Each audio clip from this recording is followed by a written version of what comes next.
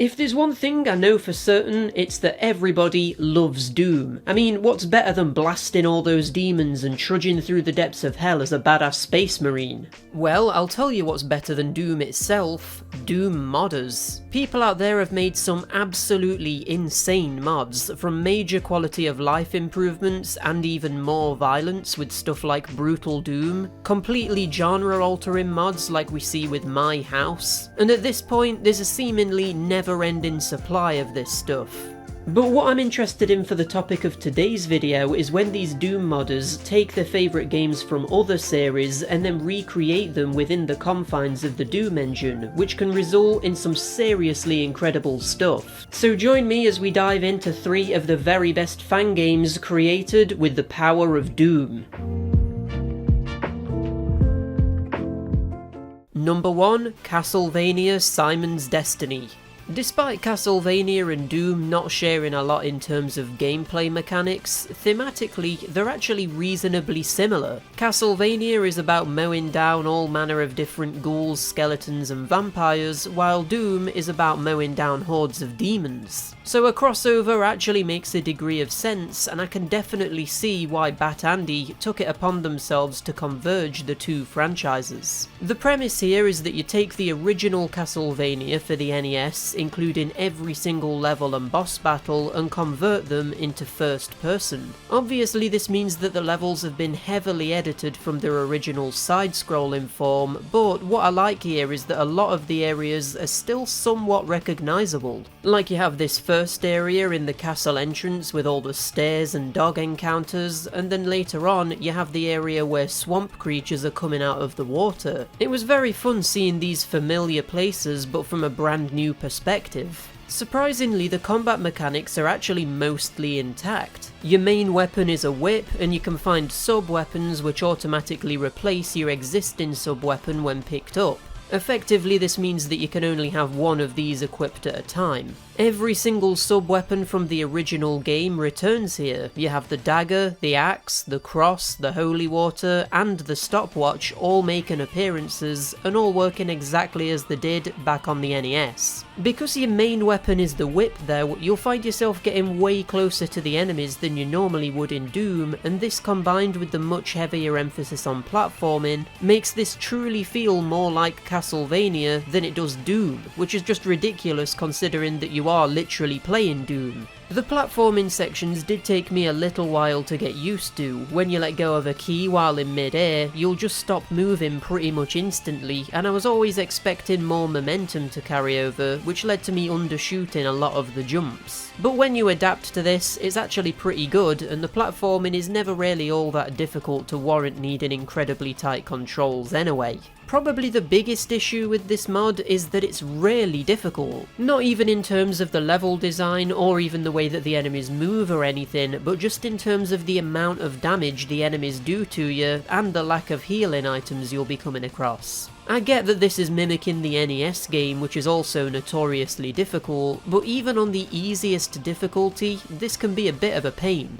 Luckily, you can save the game whenever you want to basically create infinite checkpoints, so this isn't too much of an issue, because if you do come up to a really difficult area, once you've done it, so long as you save, you'll never need to go back to do it again. The best thing about this mod though is the way that they've translated some of the more iconic gameplay sequences into a 3D space. Like the infamous floating Medusa heads no longer just bob up and down, but will weave left and right and appear in greater numbers so that they remain just as much of a threat as they were back on the NES. Some enemies are potentially even more threatening in this version, like the bone-throwing skeletons, which now have way better range and accuracy. I always felt like I needed to prioritise killing these guys just because of how much of a threat they are from a distance. Number 2, The Legend of Doom. Similarly to the last mod we talked about, The Legend of Doom takes another NES classic and throws it into the Doom engine, recreating it in full 3D from a first-person perspective. This time though, instead of Castlevania, it's the original The Legend of Zelda. Rather than taking a lot of creative liberties in order to recreate the game from a perspective it was never really meant to be played in though, this time the aim of the mod is to be completely faithful to the original version of the game. This means every single area you visit is a one-to-one replica of what's seen in the NES version, and whereas this was impossible with Castlevania due to it being a side-scroller, with The Legend of Zelda we already had a sense of 3D space with it taking place from a top-down perspective. This mod isn't just a proof of concept either, this is literally the entire game. You can play all of The Legend of Zelda in full 3D from a first-person perspective right now, and it's all thanks to the power of Doom. Of course, it does feel quite different to the original game in a lot of ways. You can move much faster, there's no screen scrolling, so instead the enemies will just spawn in when you approach the area they normally would be found, and the combat is way more fluid, with you having far more movement options because, at the end of the day, it's Doom. However, all of the items, puzzles, dungeons, side quests and characters are all accounted for here. And even though the premise of playing Zelda through Doom sounds like a stupid idea, this is a legitimate way of experiencing the original Zelda game just because of how faithful it is. If you're a fan of the original Zelda and you haven't given this a go, you need to try it out right now. I promise you won't be disappointed. Number 3, Sonic Robo Blast 2.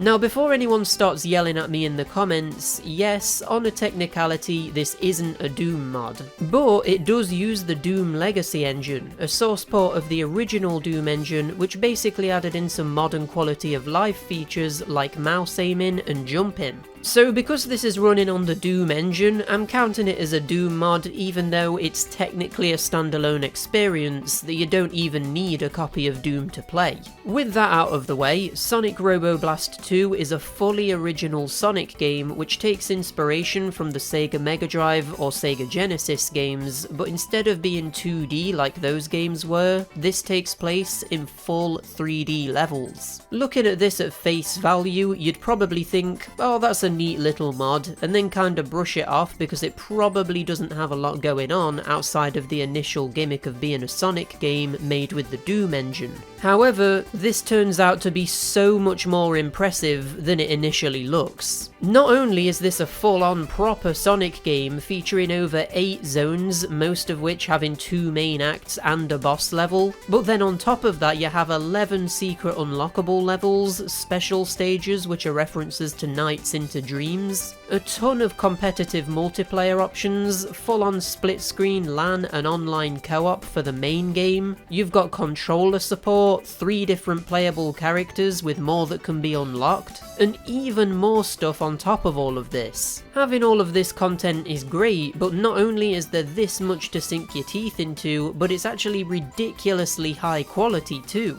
Every single level was throwing new mechanics at me, from the underwater sections in the deep sea zone, the many different spike traps and swings which you can blast off of in the Castle Eggman zone, and the strange bouncy goo that's used in a variety of puzzles in the Techno Hill zone. Even without those gimmicks though, the actual level design here is amazing, featuring some real standout sections, like this bit where you need to climb a tower while avoiding rotating spikes, or this bit where the ceiling moves up and down and you need to avoid being crushed by entering holes in the floor. There's so much going on here, and quite honestly, this is better than a lot of the official Sonic games I've played. And we can't talk about Sonic Robo Blast 2 without also mentioning its soundtrack. The music here is just awesome, and it really helps to make the entire package feel like a real Sonic game that should have existed in a parallel universe. I legitimately can't recommend this game enough. Not only is it amazing, but it's also free, and it's a technical marvel that this is running on the Doom engine. The amount of passion that these fans must have in order to recreate these games in this way is just incredible, and the fact that Doom is versatile enough to allow for all of these games to even exist is also also pretty amazing. This is just one of the many reasons that Doom has really stood the test of time and remains one of the greatest games ever made. But let me know in the comments, are there any other fan games created in Doom that I should be aware of? There's probably loads out there that I've just never heard of, but from what I have played, these three are the absolute pinnacle of quality. And hey, if you enjoyed this video, give it a like, subscribe for more retro content coming soon, and I've been Rob from Retro Dodo, and I'll see you in the next one.